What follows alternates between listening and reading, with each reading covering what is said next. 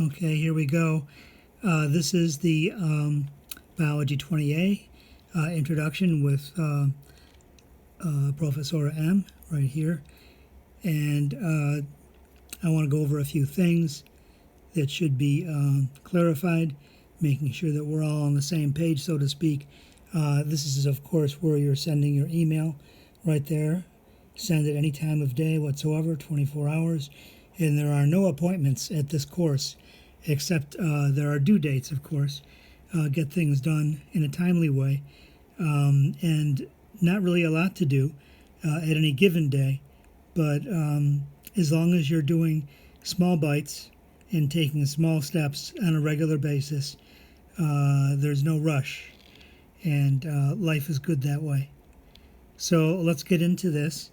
And let me just grab some water here for just a moment, please. And I need to sip little bits in order to make sure that I don't lose my voice. Okay, so the lecture here is listed this way. You're actually, when you're adding this, you're adding the lab, which on Tuesday is 42,726, and on Thursday, I've just corrected that with the help of one of our beloved students who fact-checked this for me. It's 42,918, and we're not going to pay any attention to these times and places because we're online and we're doing this by email with links and attachments, so no worries whatsoever. We have switched now to online teaching, and that's what this is. Okay, so I will be needing everybody's email address, and I need at least one check-in by Monday before, let's say, 11 p.m. on Monday in order for you to be officially in the class. Otherwise, I have to drop people, and then I have to follow that up with some ads. So that's our situation. We're going to be doing all of this, by the way, with the use of YouTube and Flickr and Google, and I've already sent you links, and you just click on the links. For the most part, I'm going to be giving you assignments, and there are no passwords, right? So you're not going to Canvas. I don't use Canvas. I don't use Zoom. I think those are very poor and, how shall I say, unwieldy tools.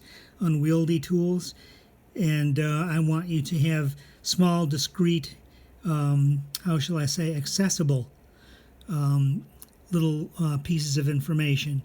As soon as I get to close to 10 minutes or so, whenever I'm giving a video, I quit and I go to a part 2. So I make sure that every video is more or less 9 or 10 minutes long, but no longer, and you can access everything having to do with it. Okay, so here's our YouTube right here. It's clickable, and you just, I've already given you the syllabus, so you just,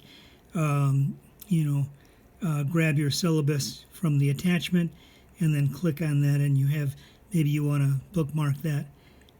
Keep a nice little set of folders for your bookmarks and figure out where everything is.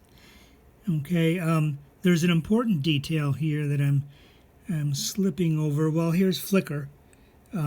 So we have an album there. I grew up early in life as a poet and then went to philosophy and then went to biochemistry. My parents are scientists, so I grew up in a science household, so to speak. So I finally gave way, went to medical school, and managed to get out of medical school without too much injury, and then went on to graduate school and did 5 masters so I could live in lots and lots of rabbit holes without having to get into trouble as an MD. So I've successfully avoided clinical practice, except on myself. Alrighty, so human anatomy and physiology, meeting for certain amounts of time. Recommended prerequisites would be, of course, Bio 24 and Chem A, 30A, 30B, If you've had high school chemistry, you're in good shape. If you can't remember your high school chemistry, do the best you can. That's the deal. I've made another correction here. Let's see what I'm missing from this. Okay, I think this is fine. This is perfectly fine. Okay, so here's what I wanted to get to right away is the textbook. I'm actually using a relatively old textbook, not the 10th, but the 9th edition. The 10th edition is fine, and the language is repeated throughout. I want you to get the unabridged version. There is something that's referred to as essentials, and it's missing a chapter on pregnancy at the end, and it's also missing significant amounts of visuals. So please look for the more complete Elaine Mirib Human Anatomy and Physiology text. I use the 9th here, and here is the ISBN number. And I've seen it out there now for, in some cases on Amazon, you can buy used for under $10, and you're going to be using it for 2 semesters. That's a really great deal. And so order it now. Amazon is delivering pretty well, and it's not big money, so you get your stuff. Okay, that's important. We do have some links here that are going to be really important to you because I teach these links in both semesters. We always look at cardiovascular diapathology review because the primary directive since 2002 in the United States of America and since 2011 from the World Health Organization throughout the world is metabolic syndrome and childhood obesity. So basically lifestyle and diet, exercise, sleep. Those are the big factors, and so we look at certain things, and I have a couple of review papers that helps you out with that. We have a number of other things that we're going to be looking at. If you need to look something up, do research, PubMed Central is a fabulous place to go because you get to read the entire paper, and oftentimes they are written in a way to address a broad community and not just the specialists in the field.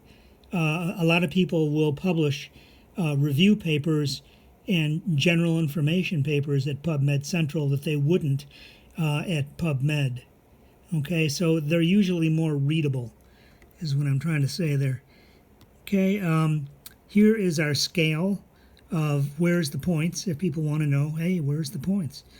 So an A is a 100%, B is an 89. I'm very specific about this, right? It's an equal sign. C is a 79, D is a 69, F is a 59. Now, and there's ranges. And so that look at the range right there. I will give an A to people in that range. Okay, even if you don't get 100%, I will still, how shall I say, give you a little boost up there and give you the A anyway. A lot of people end up with over 100% because I have a lot of extra credit. And I've been a more generous grader or easier on the, how shall I say, the number scales in the past 15 years or so. I used to be quite rigorous 30 years, 20 years ago, but up until about somewhere around 15 years ago, I just decided to include everybody. And so I'm trying to consider everybody in the family, shall we say. So it's a big family, lots of brothers and sisters and you know, cousins and everybody. And we're just all gonna go together.